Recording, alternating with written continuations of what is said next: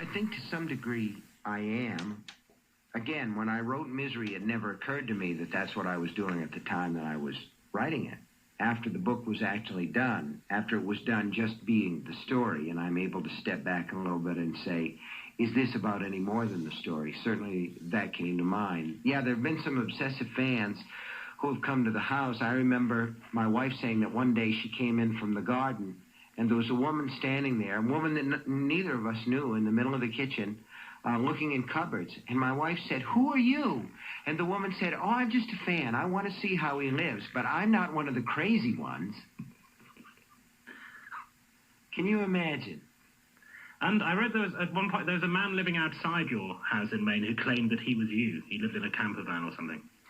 That man's name is Stephen Lightfoot, and he doesn't claim that he's me, but I do think that a lot of people who are a little bit mentally unstable feel that you're famous, that you somehow stole their fame, and they've come to get it back, and that's the case with him. He shows up every now and then. And do you take precautions against this, like a politician would?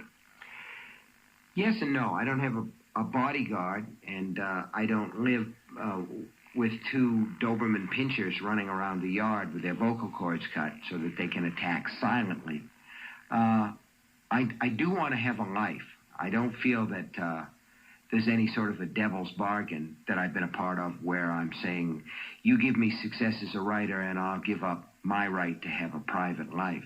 So that I've worked very hard to have a private life. But given all that, one has to be realistic. Yeah, we have the burglar alarm. Yes, we have the motion sensors. And we've taken more precautions since the man broke into the house who claimed that on one hand he was a fan and on the other hand that he had a bomb. You've written a couple of novels recently about survivors or sufferers from abuse of various kinds. In Gerald's Game, it was incest. In Rose Madder, domestic violence. Now, those are very different from your earlier books. They're suspense novels, but they have a clear liberal agenda. Where does that come from? Well, I think it comes from the way that I was raised, and certainly I became involved with a lot of causes in the 60s, anti-war, and, you know, a little bit, I call myself a radical before. I'm not sure I was really a radical, but I was considerably to the left of center. And I've been interested in women's issues.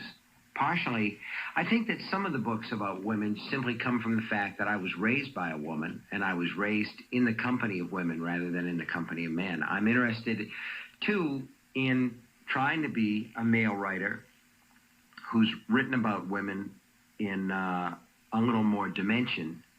I can remember reading Leslie Fiedler's Love and Death in the American Novel, where he said that in American fiction, written by men, at least, all women are either zeros or destroyers, and there's no in-between. They're very flat characters, all the way from Mark Twain to Ross Macdonald and some of the detective novelists, and I thought, well, I want to be able to do better than that if I can. In Bag of Bones, Michael Noonan, the writer, he's obsessed with what other writers are selling in his field. Now, when it was reported last year that you'd asked for $17 million for Bag of Bones, it was widely seen as a status thing. You were saying, I'm as big, I'm bigger than Grisham, Clancy. Was it that? Mm-hmm. No, it really wasn't. What it was a mistake. When the negotiations took place, I was in Australia, and my agent, who was actually an accountant, was dealing with the negotiations, and he ran the figures for me. And it certainly looked as though the book would generate somewhere between $17 and $21 million in income. And when my publisher wouldn't go ahead and offer a contract for that amount, we went elsewhere, and that was when it got into the press. There was certainly no intent to be arrogant or to be money-grubbing on my part, but it looked that way, and I grew deeply embarrassed by the whole thing. So I pulled back from that, and I took an advance that will be easily earned out, and basically took a much larger profit participation. In your early days, you often spoke about your books as rather disposable. You said the literary equivalent of Big Mac and fries. There are hints in Bag of Bones, there are references to Daphne du Maurier's Rebecca, that you take yourself a bit more seriously now. If you were offered the choice, Bag of Bones could sell millions, or it will win the Pulitzer Prize for fiction, which would you take? Sell millions. You no really, question about it. You really don't care about I serious care. train No, prizes. I care, and I'm as serious when I sit down to write, certainly as Martin Amis is. I believe that I'm working as hard with what I have as Martin Amis is working with what he has, or Frank McCourt, or Roddy Doyle, or any novelist that you'd care to mention, Don DeLillo, who's regarded as a serious literary writer.